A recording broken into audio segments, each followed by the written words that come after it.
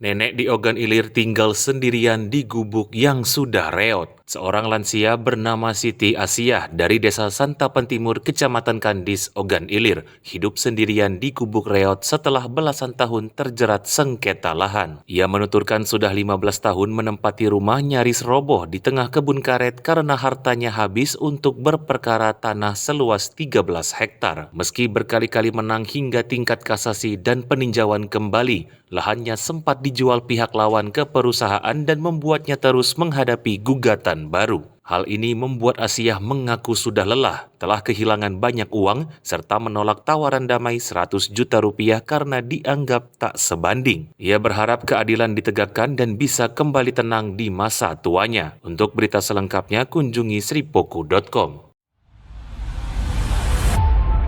Saksikan Saksi Kata hanya di YouTube Sri Poku TV.